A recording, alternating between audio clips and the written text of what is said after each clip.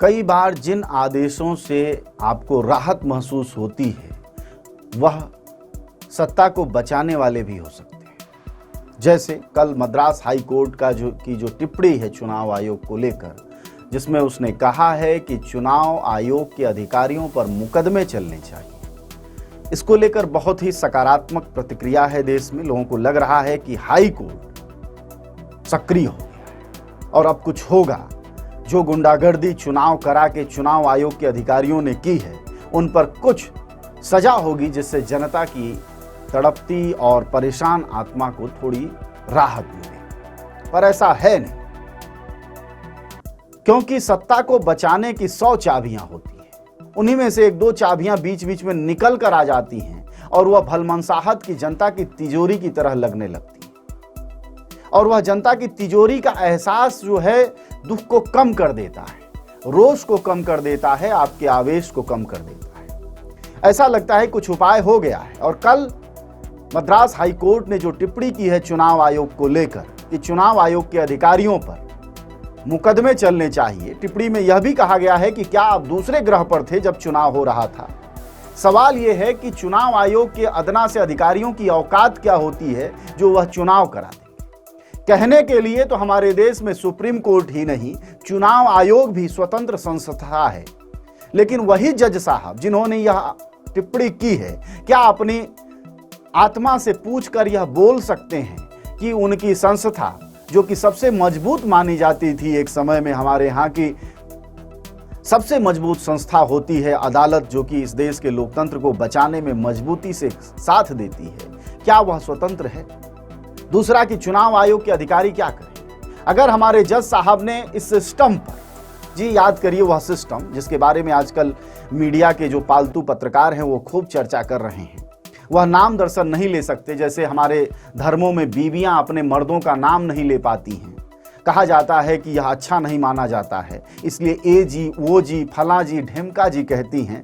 आप रास्ते जाइए तो बीबियां अलग अलग आवाज़ निकालती हैं, अपने बच्चों बेटियों का नाम लेती हैं, बेटे बेटियों की।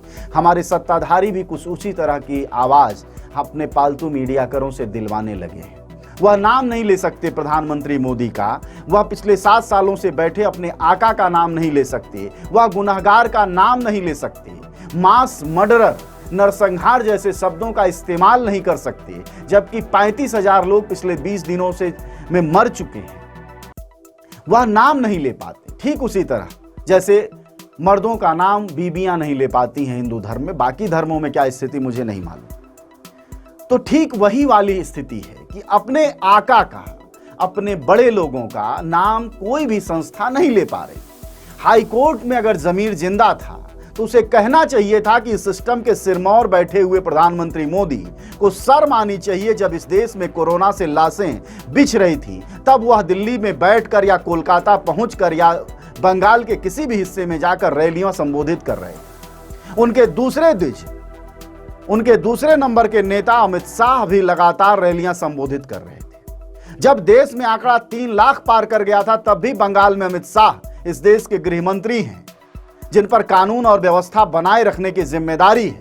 वह खुद कानून की फतिंगी हाथ में लिए हुए और व्यवस्था को अपने जेब में डाले हुए वहां घूम रहे। सवाल यह है कि हाई कोर्ट के इस फैसले से फर्क क्या पड़ेगा?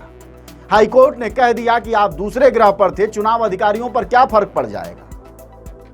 चुनाव अधिकारी अगर किस बूते ना कह देते, अगर प्रधानमंत्री मोदी चाहते हैं कि इस देश में मंदिर बने और अस्पताल न बने, अगर प्रधानमंत्री मोदी चाहते हैं कि हिंदू और मुसलमान पर यह देश चर्चा करे और बंट जाए, तो फिर सुप्रीम कोर्ट ही क्या कर लेता है? तो वह हाई कोर्ट क्या कर लेगा? फिर चुनाव आयोग क्या कर लेगा? क्या इस सच को आप सब या वह जज साहब नहीं जानते हैं जिन्होंने कल पूछा चुनाव आयोग के अधिकारियों से कि क्या आप दूसरे ग्रह पर थे?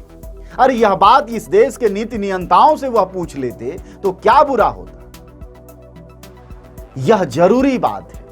इसलिए सोचने की दृष्टि और विश्लेषण की दृष्टि जरूर हमारी और आपकी साफ होनी चाहिए। तभी पता चलेगा कि इस कोरोना नरसंहार का असली विलेन कौन है, किसकी वजह से ये लाशें अस्पतालों से श्मशानों तक बिछ रही हैं। कौन लोग हैं जो चिताओं पर राजनीति कर रहे हैं? वह कौन लोग हैं जो कि भारत के देश के नब्ज पर दंगा और फसाद बढ़ाते हैं और वह विकास की हर बात को किनारे ढकेल देते हैं। पिछले 1 साल में फसाद की 100 बातें हुई इस देश में, लेकिन चैन और अमन यानी अस्पताल, स्कूल और कॉलेज लगातार किनारे होते चले गए। और उसी का नतीजा है कि आज हमारे इस देश में अस्पताल से श्मशान तक लाशों की गिनती नहीं की जा सकती है। तो जज साहब हो या मुवक्किल साहब, हर आदमी को विश्लेषण की समझदारी यह रखनी होगी कि सिर्फ जनता को संतुष्ट करने के लिए सेफ्टी वाल्व वाली बातें नहीं कहनी चाहिए, बल्कि सवाल वहां उठाया जाना चाहिए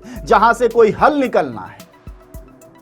अगर महंगाई बढ़ रही है तो सवाल आप किसान के अनाज पर नहीं पूछ सकते हैं, आपको टेटुआ सरकार का ही दबाना पड़ता है। आपको सवाल लेकर उस सरकार के मुंह में डालना पड़ता है, तब जाकर उपाय निकलता है। क्योंकि खेत में बैठा हुआ दरिद्र किसान इस देश का नीति नियंता नहीं है, और न ही वो दुकानदार जो आपको सब्जी भाजी दे रहा है, बल्कि नीति नियंताओं से अगर आप सवाल नहीं पूछेंगे और जज साहब भी मुकर जाएंगे सवाल पूछने से, तो आखिर हमारे देश में सवाल पूछेगा तो कौन पूछेगा।